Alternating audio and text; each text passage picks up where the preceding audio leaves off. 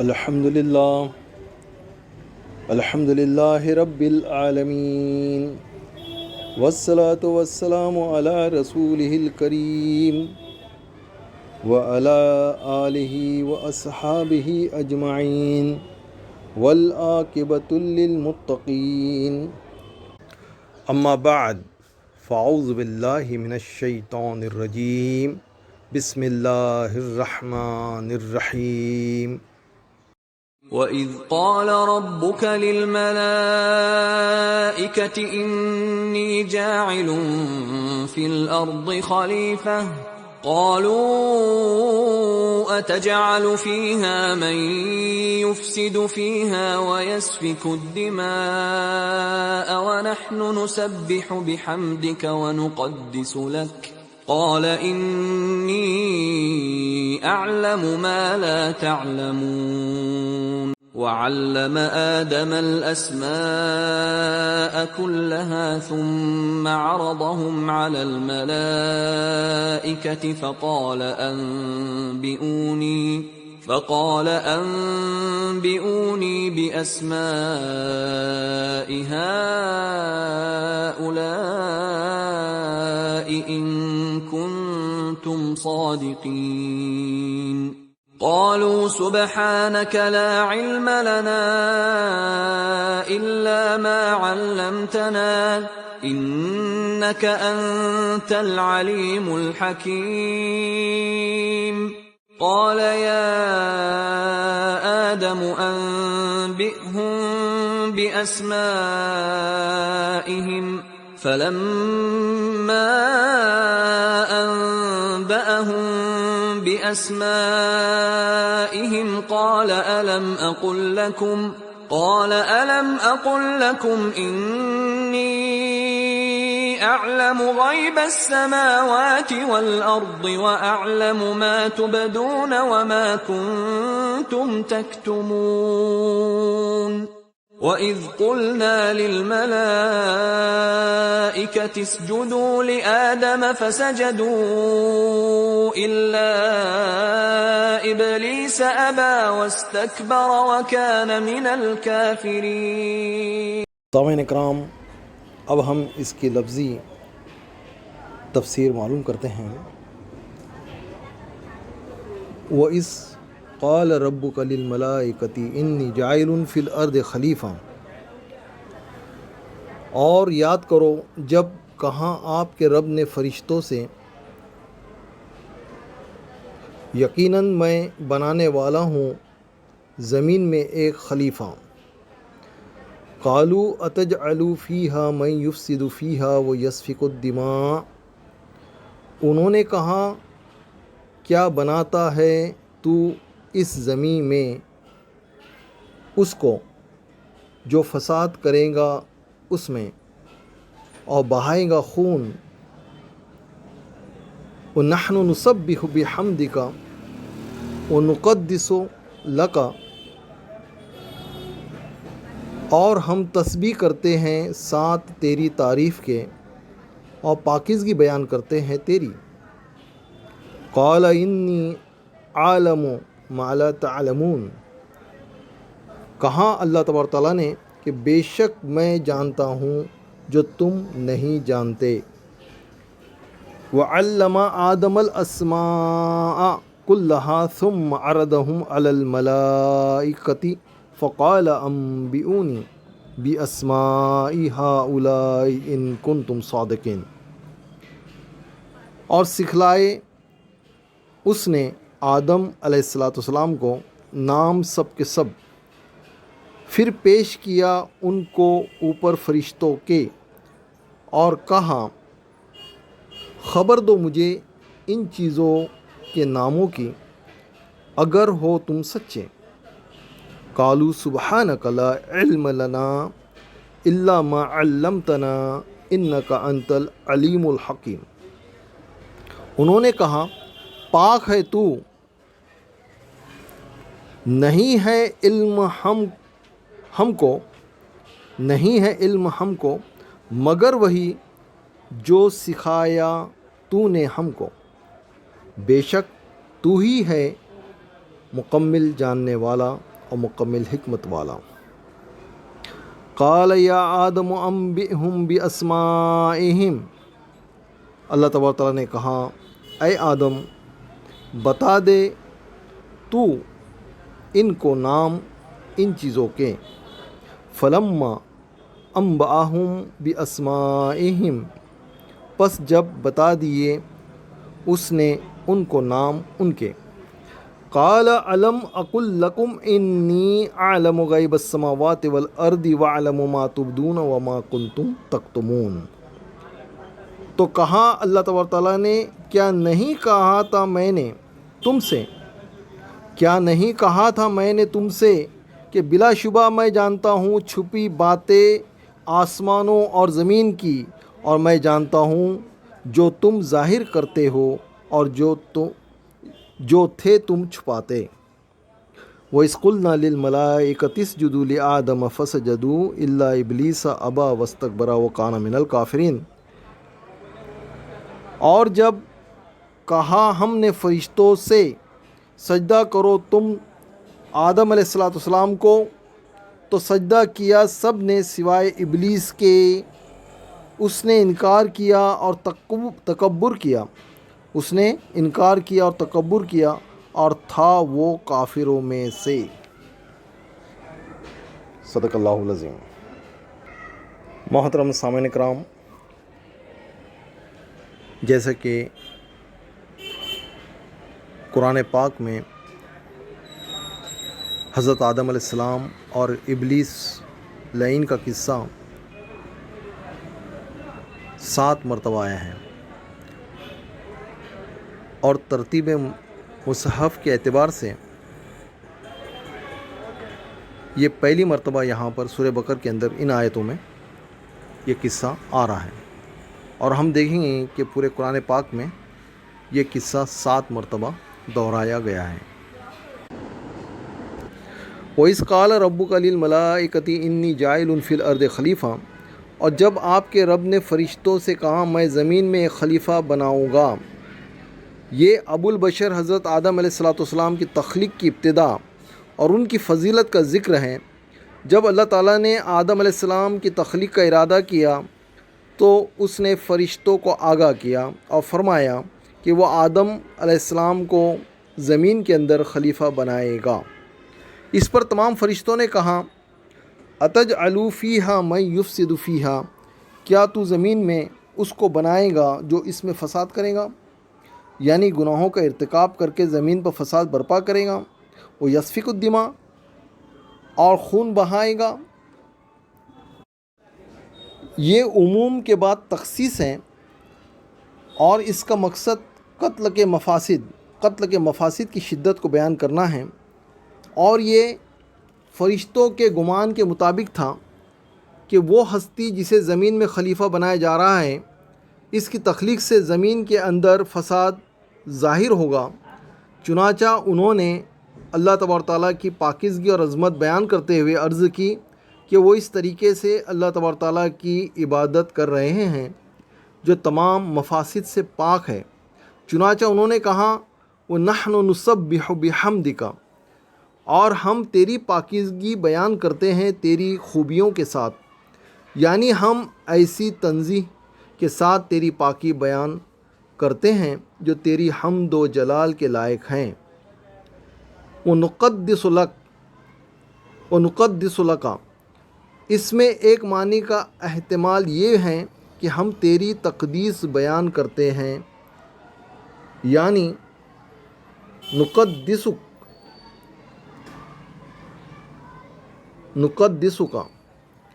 اس صورت میں لام تخصیص اور اخلاص کا فائدہ دے گا۔ دوسرا احتمال یہ ہے کہ اس کے معنی ہوں وَنُقَدِّسُ لَكَ أَنفُسَنَا، ہم اپنے آپ کو تیرے لیے پاک کرتے ہیں، یعنی ہم اپنے نفوس کو اخلاق جمیلہ جیسے محبت الہی، خشیت الہی اور تعظیم الہی۔ اخلاق جمیلہ کیا ہیں؟ محبت الہی، اللہ تعالیٰ کی محبت، خشیت الہی، اللہ تعالیٰ کا دل میں ڈر، اور تعظیم الہی، اللہ تبارک تعالیٰ کی عظمت بیان کرنا۔ تو ہم اپنے نفوس کو اخلاق جمیلہ جیسے محبت الہی، خشیت الہی اور تعظیم الہی کے ذریعے سے پاک کرتے ہیں، اور ہم اپنے نفسوں کو اخلاق رذیلہ سے بھی پاک کرتے ہیں۔ ایک ہو گیا اخلاق جمیلہ اور ایک ہے اخلاق رذیلہ۔ اخلاق جمیلہ بہت ہی اچھے اخلاق، اور اخلاق رذیلہ بہت ہی خراب اخلاق۔ اللہ تبارک تعالیٰ نے فرشتوں سے کہا انی عالم، یعنی میں جانتا ہوں کہ یہ خلیفہ کون ہیں، ما لا تعلمون، جو تم نہیں جانتے، کیونکہ تمہارا کلام تو ظن اور گمان پر مبنی ہے، جب کہ میں ظاہر و باطن کا علم رکھتا ہوں، اور مجھے معلوم ہے کہ اس خلیفہ کی تخلیق سے جو خیر اور بھلائی حاصل ہوگی وہ اس شر سے کئی گنا زیادہ ہے جو اس کی تخلیق میں مضمر ہے، اور اس میں یہ بات بھی نہ ہوتی تب بھی اللہ تبارک تعالیٰ کا یہ ارادہ کہ وہ انسانوں میں سے انبیاء، صدیقین، شہداء اور صالحین کو چنے، اس کی نشانیاں مخلوق پر واضح ہو، اور اس سے عبودیات کی وہ کیفیتیں حاصل ہو جو اس خلیفہ کی تخلیق کے بغیر حاصل نہ ہو سکتی تھی۔ جیسے اللہ تبارک تعالیٰ امتحان اور آزمائش کے ذریعے خیر و شر کی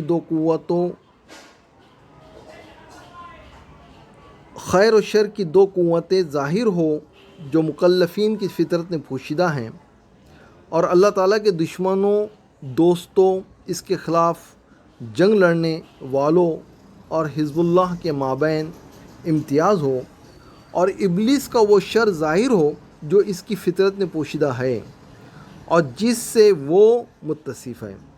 تو آدم علیہ السلام کی تخلیق میں یہ حکمتیں ہی اتنی عظیم ہیں کہ ان میں سے چند ایک بھی اس کی تخلیق کے لیے کافی ہے۔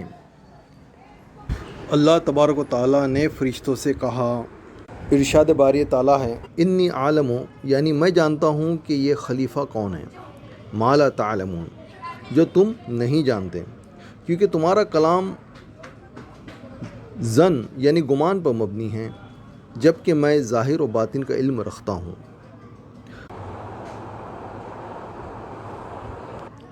اور مجھے معلوم ہے کہ اس خلیفہ کی تخلیق سے جو خیر اور بھلائی حاصل ہوں گی وہ اس شر سے کہیں زیادہ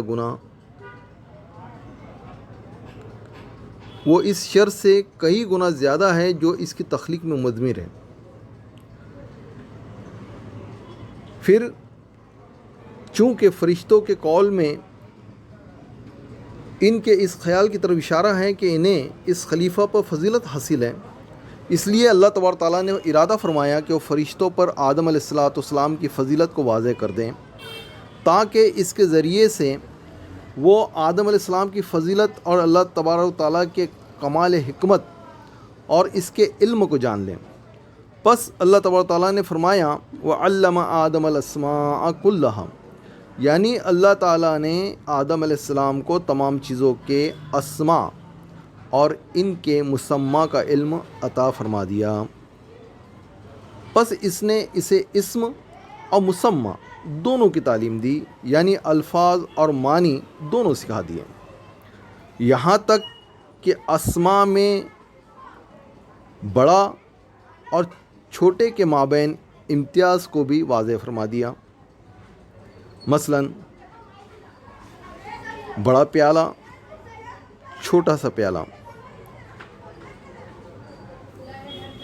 ثم عرضہم، یعنی پھر ان مسمیات کو پیش کیا علی الملائکہ، علی الملائکہ، فرشتوں پر، یعنی فرشتوں کو آزمانے کے لیے کہ آیا یہ ان مسمیات کو پہچانتے ہیں یا نہیں، اور فرمایا فقال انبئونی باسماء ہؤلاء ان کنتم صادقین، اگر تم اپنے اس دعوے اور گمان میں سچے ہو کہ تم اس خلیفہ سے افضل ہو تو مجھے ان چیزوں کے نام بتاؤ۔ قالوا سبحانک، فرشتوں نے جواب دیا کہ ہم نے تجھ پر جو اعتراض کیا تھا اور تیرے حکم کی مخالفت کا ارتکاب کر بیٹھے، اس سے تجھے منزہ اور پاک تسلیم کرتے ہیں۔ لا علم لنا، یعنی ہمیں کسی بھی پہلو سے کوئی علم نہیں، الا ما علمتنا، سوائے اس علم کے جو تو نے اپنے فضل و کرم سے ہمیں عطا کیا ہے۔ انکا انت العلیم الحکیم۔ العلیم اس ہستی پاک کو کہا جاتا ہے جس نے اپنے علم کے ذریعے سے ہر چیز کا مکمل احاطہ کر رکھا ہو، اس کے علم سے کوئی چیز باہر نہ ہو۔ آسمانوں اور زمین میں کوئی ذرہ بھر چیز بھی اس سے پوشیدہ نہ ہو، اس ذرے سے بڑی یا اس سے چھوٹی کوئی چیز بھی اس سے چھپی ہوئی نہ ہو۔ اور الحکیم اس ہستی پاک کو کہا جاتا ہے جو کامل حکمت کی مالک ہو، کوئی مخلوق اس کی حکمت سے باہر نہ ہو اور کوئی معمور اس حکمت سے علیحدہ نہ ہو، کوئی کام اس حکمت سے علیحدہ نہ ہو۔ پس اللہ تبارک تعالیٰ نے کوئی چیز ایسی پیدا نہیں کی جس میں کوئی حکمت نہ ہو، اور نہ کوئی ایسا حکم دیا ہے جو حکمت سے خالی ہو۔ حکمت سے مراد ہے کسی چیز کو اس کے اس مقام پر رکھنا جو اس کے لائق ہے۔ فرشتوں نے اللہ تبارک تعالیٰ کی حکمت اور علم کا اقرار فرشتوں نے اللہ تبارک تعالیٰ کی حکمت اور علم کا اقرار اور اعتراف کیا، اور اس بات کو بھی تسلیم کیا کہ وہ ایک ادنا سی چیز کی معرفت سے بھی قاصر ہے۔ انہوں نے اس حقیقت کا بھی اعتراف کیا کہ ان پر اللہ تعالیٰ نے فضل کیا اور انہیں وہ کچھ سکھایا جو وہ نہ جانتے تھے۔ بس اس وقت اللہ تبارک تعالیٰ نے فرمایا، یا آدم انبئہم باسمائہم، اے آدم علیہ السلام ان کو ان کے ناموں کی خبر دو، یعنی ان تمام مسمیات کے اسما کے بارے میں آگاہ کرو جن کو اللہ تبارک تعالیٰ نے فرشتوں کے سامنے پیش کیا تھا، اور فرشتے ان کے نام بتانے سے قاصر رہیں۔ فلما انبأہم، جب آدم علیہ السلام نے فرشتوں کو ان ناموں سے آگاہ کیا تو ان پر آدم علیہ السلام کی فضیلت ظاہر اور ان کو خلیفہ بنانے میں باری تعالیٰ کی حکمت اور اس کا علم ثابت ہو گیا۔ قال الم اقل لکم انی اعلم غیب السماوات والارض، اللہ تبارک تعالیٰ نے فرمایا، کیا میں نے تم سے نہیں کہا تھا کہ میں آسمانوں اور زمین کی چھپی ہوئی چیزوں کو جانتا ہوں۔ غیب سے مراد ہر وہ چیز ہے جو ہم سے اوجھل ہو اور ہم اس کا مشاہدہ نہ کر سکتے ہوں۔ جب وہ غائب چیزوں کا علم رکھتا ہے تو مشہودات کو مشہودات کو بدرج اولا جانتا ہے۔ وَعَلَمُوا مَا تُبْدُونَ، یعنی میں جانتا ہوں اس چیز کو جسے تم ظاہر کرتے ہو، وَمَا كُنْتُمْ تَكْتُمُونَ، اور جو کچھ تم چھپاتے ہو۔ پھر اللہ تبارک تعالیٰ نے فرشتوں کو حکم دیا کہ وہ آدم علیہ السلام کے اکرام و تعظیم اور اللہ تعالیٰ کی عبودیت کے اظہار کے لیے آدم علیہ السلام کے سامنے سجدہ ریز ہو۔ انہوں نے اللہ تبارک تعالیٰ کے حکم کی اطاعت کی اور تمام فرشتے اسی وقت سجدے میں گر گئے، الا ابلیس ابا، سوائے ابلیس کے، اس نے سجدہ کرنے سے انکار کر دیا۔ اس نے اللہ تبارک تعالیٰ کے حکم کے سامنے تکبر کا اظہار کیا اور آدم علیہ السلام سے اپنے آپ کو بڑا سمجھا۔ اس نے تکبر سے کہا، اسجد لمن خلقت طینا، سورہ بنی اسرائیل کی آیت نمبر 61 میں ہے، کیا میں ایسے شخص کو سجدہ کروں جسے تو نے مٹی سے تخلیق کیا ہے؟ یہ انکار اور استکبار اس کے اس کفر کا نتیجہ تھا جو اس کی سرشست میں پوشیدہ تھا، یعنی وہ دل میں جو ہے کفر رکھتا تھا، کفر چھپاتا تھا۔ یہ استکبار یعنی یہ کبر، یہ غرور، یہ تکبر اس کے اس کفر کا نتیجہ تھا جو اس کی سرشست میں پوشیدہ تھا۔ اس وقت اللہ تعالیٰ اور آدم علیہ السلام سے اس کی عداوت ظاہر ہو گئی اور اس کا کفر و استکبار عیاں ہو گیا۔ ان آیت کریمہ سے کچھ نصیحتیں اور کچھ نکات ماخوذ ہوتے ہیں۔ اللہ تبارک تعالیٰ کے لیے کلام کا اثبات، کلام کی دلیل کہ اللہ تبارک تعالیٰ کلام فرماتا ہے، وہ ہمیشہ سے کلام کرتا رہا ہے اور جو چاہتا ہے کہتا ہے اور جو چاہتا ہے کلام کرتا ہے، وہ علم والا، مکمل علم والا، العلیم و الحکیم ہے، اور مکمل حکمت والا ہے۔ نمبر 2، بندے پر جب بعض مخلوقات اور معمورات میں پوشیدہ اللہ تعالیٰ کی حکمت مخفی رہ جائے تو اس پر سر تسلیم خم کرنا، اپنی عقل کو ناقص ٹھہرانا اور اللہ تبارک تعالیٰ کی حکمت کا اقرار کرنا واجب ہے۔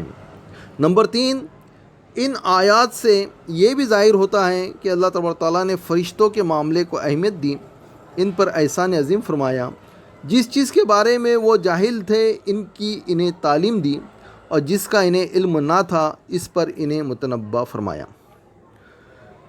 ان آیات میں مندرجہ ذیل وجوہ سے علم کی فضیلت بیان ہوئی ہے۔ نمبر 1، اللہ تبارک تعالیٰ نے اپنے فرشتوں کو اپنے علم و حکمت کی معرفت عطا کی۔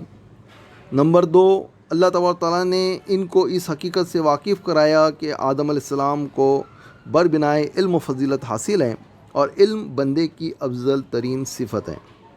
نمبر 3، جب آدم علیہ السلام کی علم کی فضیلت واضح اور عیاں ہو گئی تو اللہ تبارک تعالیٰ نے فرشتوں کو حکم دیا کہ وہ آدم علیہ السلام کے اکرام و تکریم کے لیے اسے سجدہ کریں۔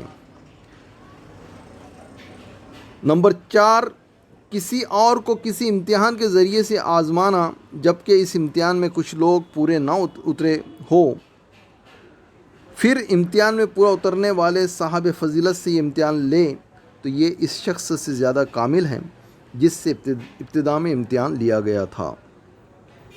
نمبر 5، جن و انس کے والدین کے احوال سے عبرت پذیری، آدم علیہ السلام کی فضیلت، اس پر اللہ تبارک تعالیٰ کے احسانات، اور آدم علیہ السلام کے ساتھ ابلیس کی عداوت کا اظہار، اور اس جیسی دیگر عبرتیں اس قصے سے معلوم ہوتی ہیں۔ اب ہم کچھ اور مزید تفسیری نکات پر بات کرتے ہیں کہ اسما سے مراد مسمیات، یعنی اشخاص و اشیاء کے نام اور ان کے خواص و فوائد کا علم ہے، جو اللہ تبارک تعالیٰ نے القاء و الہام کے ذریعے حضرت آدم علیہ السلام کو سکھلا دیا تھا۔ پھر جب ان سے کہا گیا کہ آدم علیہ السلام ان کے سامنے بتلاؤ تو انہوں نے فوراً سب کچھ بیان کر دیا جو فرشتے بیان نہ کر سکیں۔ اس طرح اللہ تعالیٰ نے ایک تو فرشتوں پر حکمت تخلیق آدم علیہ السلام واضح کر دی، دوسرے دنیا کا انتظام چلانے کے لیے علم کی اہمیت و فضیلت بیان فرما دی۔ جب یہ حکمت و اہمیت علم فرشتوں پر واضح ہوئی تو انہوں نے اپنے قصور علم و فہم کا اعتراف کر لیا۔ فرشتوں کے اس اعتراف سے یہ بھی واضح ہوا کہ عالم الغیب صرف اللہ تبارک تعالیٰ کی ذات پاک ہے۔ اللہ کے برگزیدہ بندوں کو بھی اتنا ہی علم ہوتا ہے جتنا اللہ تعالیٰ انہیں عطا فرماتا ہے۔ علمی فضیلت کے بعد حضرت آدم علیہ السلام کی یہ دوسری تکریم ہوئی۔ سجدے کے معنی ہے خضوع و تذلل کہ اس کی انتہا ہے زمین پر پیشانی کا ٹکا دینا۔ یہ سجدہ شریعت اسلامیہ میں اللہ تبارک تعالیٰ کے سوا کسی کے لیے بھی جائز نہیں ہے۔ نبی کریم صلی اللہ علیہ وآلہ وسلم کا مشہور فرمان ہے کہ اگر سجدہ کسی اور کے لیے جائز ہوتا تو میں عورت کو حکم دیتا کہ وہ اپنے خامین کو سجدہ کرے۔ سنن ترمذی۔ تاہم فرشتوں نے اللہ تبارک و تعالیٰ کے حکم پر حضرت آدم علیہ السلام کو سجدہ کیا، جس سے ان کی تکریم و فضیلت فرشتوں پر واضح کر دی گئی، کیونکہ یہ سجدہ اکرام و تعظیم کے طور پر ہی تھا، نہ کہ عبادت کے طور پر۔ اب تعظیماً بھی کسی کو سجدہ نہیں کیا جا سکتا۔ اب جو ہے سجدہ تعظیمی بھی حرام ہیں۔ ابلیس نے سجدے سے انکار کیا اور آئندہ درگاہ ہو گیا۔ ابلیس حزب صراحت قرآن پاک جنات میں سے تھا۔ انہیں سورہ کاف کے اندر اللہ تبارک تعالیٰ نے صراحت کے ساتھ فرمایا کہ وہ جنوں میں سے تھا، کان من الجن، لیکن اللہ تبارک تعالیٰ نے اسے اعزازاً فرشتوں میں شامل کر رکھا تھا، اس لیے بحکم الہی اس کے لیے بھی سجدہ کرنا ضروری تھا، لیکن اس نے حسد اور تکبر کی بنا پر سجدہ کرنے سے انکار کر دیا۔